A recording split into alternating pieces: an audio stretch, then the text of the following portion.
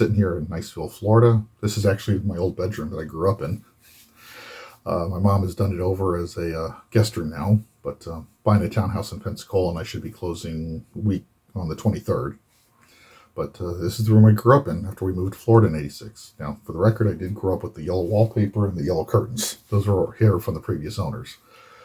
But the wreath and stuff, that's my mom's because it's the guest room now for the house. 20 years ago this morning, I was on my first deployment. I was a TARPS photographer with the F-213. Now, the TARPS guys, we handled the Tactical Airborne Reconnaissance Pod system, the camera pod that went underneath the F-14 and carried the reconnaissance cameras. Navy Logic also gave us the Lantern pod, the laser targeting pod. It had nothing to do with photography, but they gave it to us. So essentially, I was hanging the cameras that would find targets and then hanging the laser targeting system that would, put the warheads on the foreheads. I've got a small cold I'm getting over. Please pardon the voice. 20 years ago, I was on my first deployment. It was with VF-213, the world famous Fighting Black Lions. We were on board USS Carl Vinson with carrier Air Wing 11. We were spinning up the jets. We're in the Arabian Sea. We're 2 days out from the Persian Gulf, or Arabian Gulf, call it what you will. We were spinning up the jets for a routine day to fly when one of our tech reps saw me, and my old Navy nickname has been Sparky for years. He said, "Sparky!" Pulls the camera up. I saw him and I cut a pose. That's the last photograph of me before the war. And it was literally just hours before the war. In a way, for me, it's a very creepy photograph because that's a world that changed that very day. Shortly after that photo, I got told to turn in my tool pouch, grab a camera from our shop, and get to the ATO office. They were sending me aloft in a C2 Greyhound to take photos of our F-14s in the air for the cruise book. Our maintenance Master Chief Westmoreland, big old brick red mustache, great guy. As far as we knew, he was the last sailor on NAS Oceanus Flightline that had an NEC qualifying him to work on an F-4 Phantom II. But he had used some salty language to say that basically the ship's photographers didn't need to be taking pictures of our planes. We had our own photographers, so I go up. Sitting on the back of a lowered cargo ramp with just a gunner's belt keeping me in the aircraft, 4,000 feet down to the ocean, F-14s flying by at high speed. What struck me was that it didn't strike me. It was just another day at the office. And when we tracked back aboard the ship, we even blew a tire in the landing area and got stuck in the landing area until they could put a new tire on the aircraft and tow us out.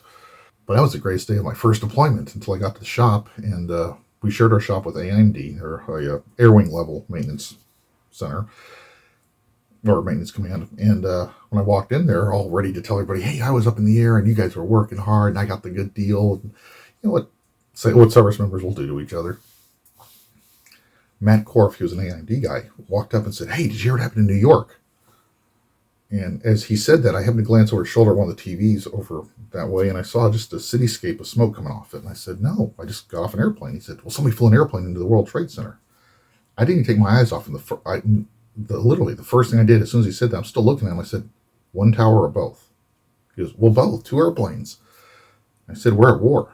He said, "What?" I said, "Yeah, I remember I did history at Florida State. That's what my degree is in, my bachelor, my master's, World War II, Civil War, Revolutionary War. I'm very familiar with all of it." So the whole idea of the kamikaze was not strange to me. I told him, this is an active war. We're at war. You don't fly 2 airplanes accidentally into the World Trade Center. So the next several hours watching everything, Tony Glinke, he's a senior chief now. He was in our shop. He's an aviation electronics technician now. Good sailor, great guy. Taught me a lot about leadership and shop management. And a lot of my future success in the Navy was based off the foundation he gave me. He was our night check supervisor for our flight deck crew. I was the day check supervisor. Well, as we're watching all this on TV, he goes to the night maintenance meeting. And he comes back talking about, just like a lot of people, very excited. We're about to go, going over the beach, going feet dry, going to drop ordnance, going to kick these people's asses. Well, while he was gone, the South Tower fell. As he came back all eager, I told him, "Tony, the World Trade Center just collapsed." He said, "What?" I said, "The South Tower is gone. It just collapsed from the attack."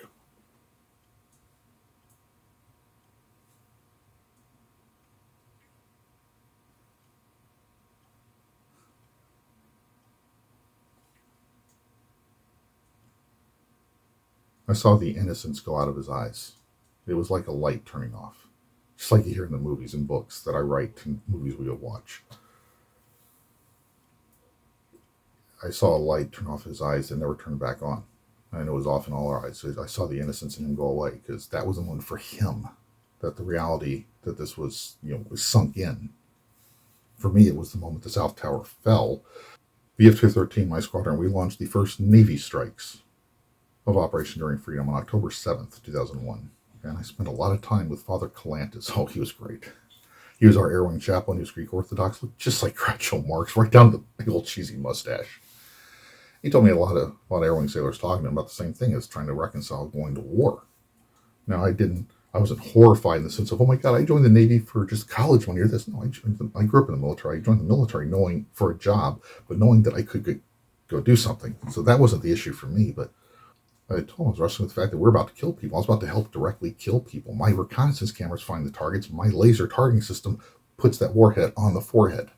The ordies hang the bomb. The only people who get closer to this as far as a squadron goes, besides me, my shop, and the ordies, are the air crew we're going to send into danger who's going to pull that trigger. And I said, but blood guilt. I said, it's the only word that came to mind, Father, but it's not right because I don't think we're doing the wrong thing. And he said, it's not a blood guilt. He said, it's a blood responsibility. And that term never left me. But it changed me, helping kill people. By an accident of birth, I came from a constitutional republic that for 200 years has been steadily, if imperfectly, expanding the definition and beneficiaries of freedom. By an accident of birth, we're going to go kill people who got stuck in a 7th century backwards theocracy that tolerates no dissent.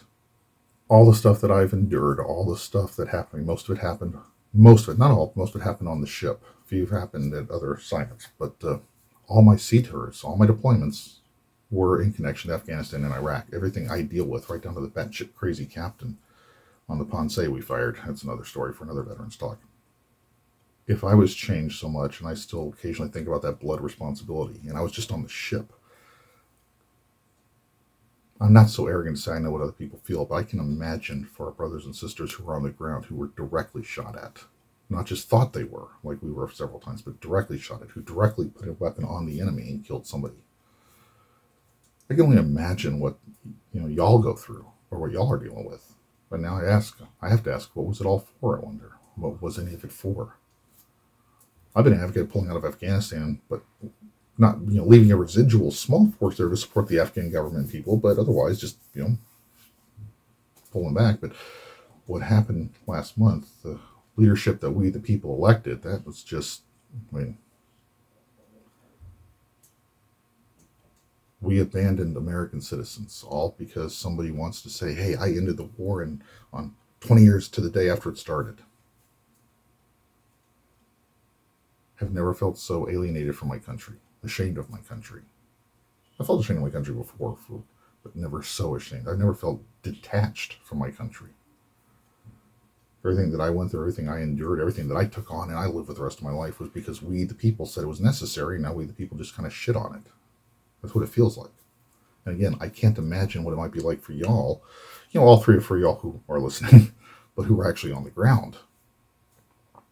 I've got no clever answers, no clever words. I don't have any answers for me, so I don't have any answers for you. But that's the thing. None of us have an answer for each other. What I do know is that each of us does have in here what we need to get through this and find our answers. But that's not easy. It's never, ever easy. And anybody who says to just get over it has either forgotten the journey they took to get over it, or they never went on that journey. But none of us have an answer, so don't take on the burden of talking to one of your brothers or sisters that have been through similar things or wrestling with any of this and think you need an answer for them. You can't. None of us have an answer for each other.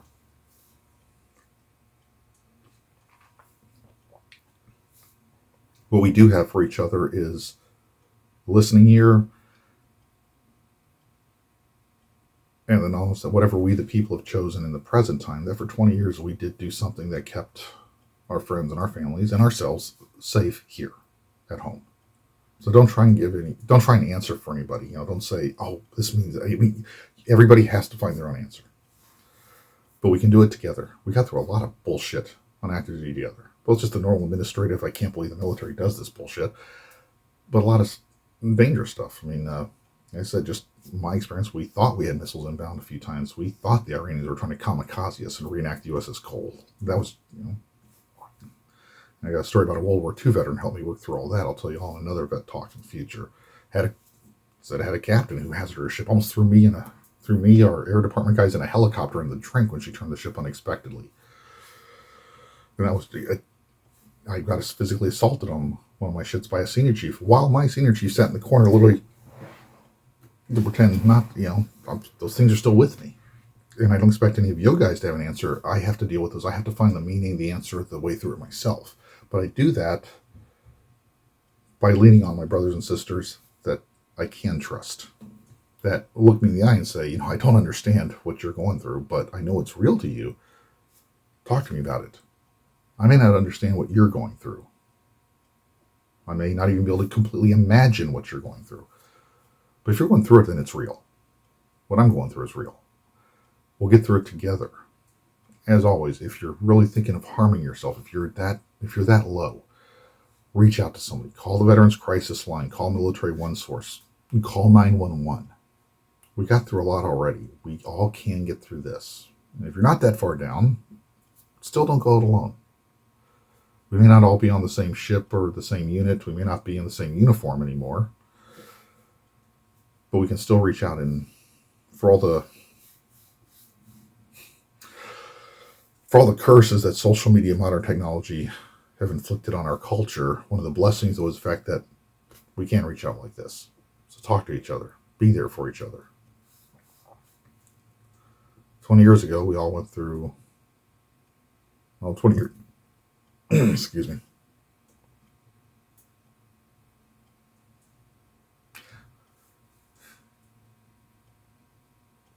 When the South Tower fell, I was watching on TV. My lieutenant was standing next to me. My first class was sitting here, but we're all just watching the TV. And TV commentator, I think we were watching CBS. I wasn't sure we had on the satellite feed. I think it was CBS. But anyway, commentator was talking about you seeing debris and, papers and stuff flying out of the buildings with the fire and the heat. And they zoomed in on the corner of the South Tower. And as he's talking about seeing fire, debris and stuff falling in the building, the railing in the corner of the building, and buckled. I knew exactly what was happening. My first class, John Gornflow, my lieutenant, Jeff Wood, said, "What just happened?" And John Gornflow, my first class, said, the roof just fell off. And I looked at John like he was nuts. I said, "The building's collapsed." And John said, "No, the roof fell off." And at that point, the TV's pulling out and you're seeing the whole building coming down. I said, "The building's collapsing. It's not there anymore." It was such a big, unexpected event, such a big horror that, John and others just couldn't take it in. The only reason I was taking it in, again, was because I had that historical background. But as that tower fell, I remember my grandfather was, my dad's dad was a Navy reservist. My dad's from Hawaii. Grandpa was not drilling, so he was not at Pearl Harbor when it happened, but he was on Oahu, and he watched it all happen. In fact, he told me that as he was driving to his girlfriend's house during the attack, he went around a hill as the Japanese plane came this way, and a bomb went down behind him. He doesn't think he's passed away now, but he said he didn't think he was the target. There was something else over there. It's a whole military area he was in. But he watched Pearl Harbor. And as South Tower fell, the first thing I thought was, this is how Grandpa felt. Watching Afghanistan this last month, now I also know how our Vietnam veterans felt watching Saigon fall. And they went through that whole, what was it all for? We got to be here for each other again for this. And we can. This one went a little long. I try to keep these under 10 minutes. See if I can get it down some of the pauses and shorten it up. So thanks for your time. If you need to talk, reach out. You can get me through the comments here, comments on Facebook or on Instagram or LinkedIn. I have no answers for you. I never will pretend to. I'm not a counselor. I'm just a novelist and a blogger now. But be there for each other. Just listen to each other. Lean on each other. We got through shit before. We can get through this. Below in the description, I've linked actually part 3 of a recent series of videos I did on the Naval Aviation Museum in Pensacola. Part 3 discusses a F-14 that I worked with back in VF-213 that was with us on the ship when 9/11 happened. So there's a little bit of that story. There's also my written column is linked below, and of course some resources like Veterans Crisis Line, things like that if you need help. So I'll see you next time on my next Veterans Talk. Not sure when I'll be doing that, of course, but it will be coming. It's a new regular part of Sparks 1524. So I return you now to our regular broadcast day, and until we hang out again, be there for each other and go and do some great things.